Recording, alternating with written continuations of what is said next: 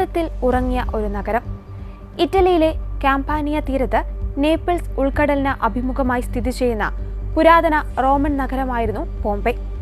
Roman പ്രഭുക്കന്മാരുടെയും വ്യാപാരികളുടെയും പ്രിയപ്പെട്ട ആവാസ കേന്ദ്രമായിരുന്ന ഈ നഗരം അതിന്റെ സമ്പന്നത കൊണ്ടും മനോഹരമായ വാസ്തുവിദ്യ കൊണ്ടും പ്രശസ്തമായിരുന്നു.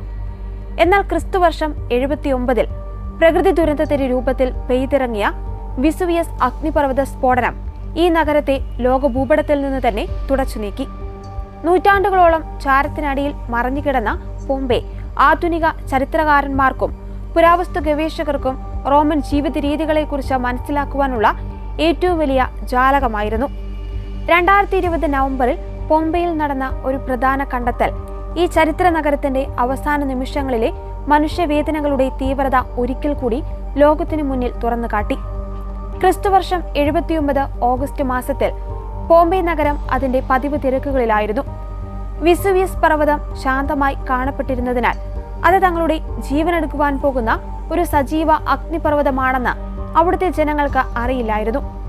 പെട്ടെന്നാണ് വിസുവിയസ് പർവ്വതത്തിന്റെ മുകൾ ഭാഗം തകർത്ത് വൻ സ്ഫോടനമുണ്ടായത്. കിലോമീറ്ററുകളോളം ഉയരത്തിലേക്ക് കറുത്ത പുകയും വിഷവാതകങ്ങളും പ്യൂമിസ് കല്ലുകളും ചാരവും വമിക്കാൻ തുടങ്ങി. പകൽ സമയം പെട്ടെന്ന് ഇരുണ്ട രാത്രിയായി മാറി. വായുവിൽ ഉയർന്ന ചാരവും കല്ലുകളും നഗരത്തിനു മുകളിൽ മഴ പോലെ പെയ്തിറങ്ങി. കെട്ടിടങ്ങളുടെ മേൽക്കൂരകൾ തകരുകയും തെരുവുകൾ ചാരത്താൽ മൂടപ്പെടുകയും ചെയ്തു.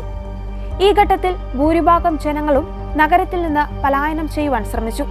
പിറ്റേന്ന് രാവിലെ അഗ്നിപർവ്വതത്തിൽ നിന്ന് അതിശക്തവും അതിവേഗത്തിലുമുള്ളതുമായ വിഷവാതകങ്ങളും തിളച്ചുമറിയുന്ന ചാരത്തിന്റെയും പ്രവാഹമുണ്ടായി.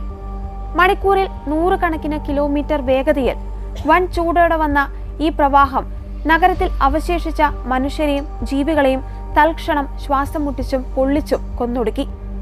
ഈ ദുരന്തത്തോടെ പോംപെയും തൊട്ടടുത്തുള്ള ഹെർക്കുലേനിയം നഗരവും അടിയിലായത് ഏകദേശം 4 മുതൽ 6 മീറ്റർ വരെ കനമുള്ള ചാരത്തിന്റെയും കല്ലുകളുടെയും പാളികൾക്ക് താഴെയാണ്.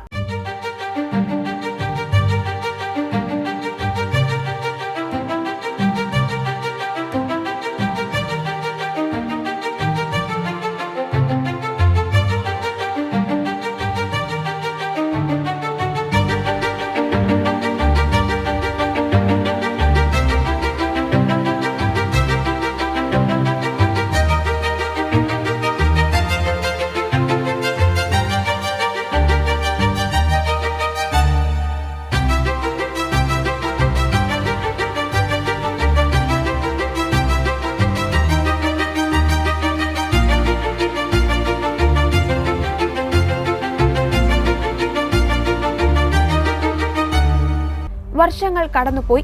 പോംപെ നഗരത്തിന്റെ പ്രധാന അവശിഷ്ടങ്ങൾക്ക് വെളിയിൽ വടക്കു പടിഞ്ഞാറൻ ഭാഗത്തുള്ള സിവിത ജൂലിയാന എന്ന പുരാതന റോമൻ വില്ലയിലാണ് 2020 നവംബറിൽ ലോക ശ്രദ്ധയാകർഷിച്ച കണ്ടെത്തൽ നടന്നത്. ഈ വില്ലയിൽ ഖനനം നടത്തിക്കൊണ്ടിരുന്ന പുരാവസ്തു ഗവേഷകർ കട്ടിയായ ചാരപ്പാളികൾക്കിടയിൽ 2 പുരുഷന്മാരുടെ അസ്ഥികൂട അവശിഷ്ടങ്ങൾ കണ്ടെത്തുകയുണ്ടായി. ഗവേഷകരുടെ ശാസ്ത്രീയമായ പരിശോധനയിൽ നിന്നും നിരീക്ഷണങ്ങളിൽ നിന്നും ഈ 2 വ്യക്തികളെക്കുറിച്ചുള്ള നിർണായക വിവരങ്ങൾ ലഭ്യമായി.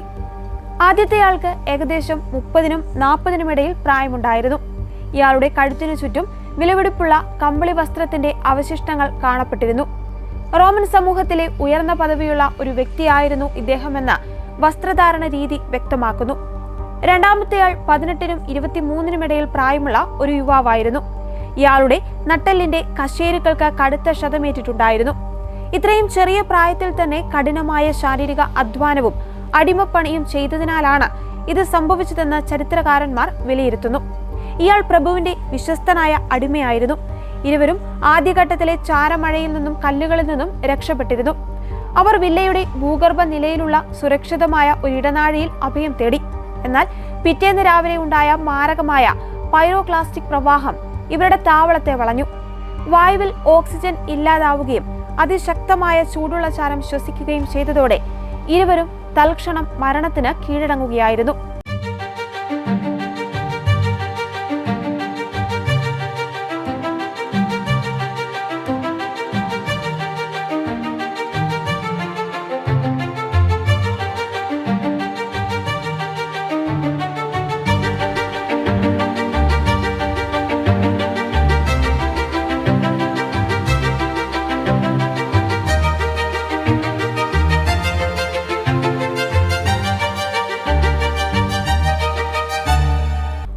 പോംബെയിലെ ഖനനങ്ങളെ ലോകപ്രശസ്തമാക്കുന്നത് അവിടുത്തെ പ്ലാസ്റ്റർ കാസ്റ്റുകളാണ്.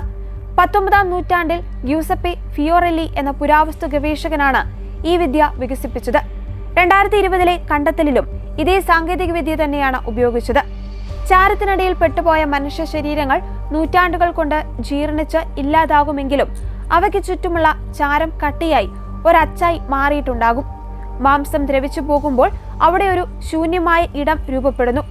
ഗവേഷകർ ഈ ശൂന്യമായ ഇടങ്ങളിലേക്ക് ദ്രാവക രൂപത്തിലുള്ള ചോക്ക് അല്ലെങ്കിൽ പ്ലാസ്റ്റർ വളരെ ശ്രദ്ധയോടെ നിറച്ച് ഒഴിക്കുന്നു.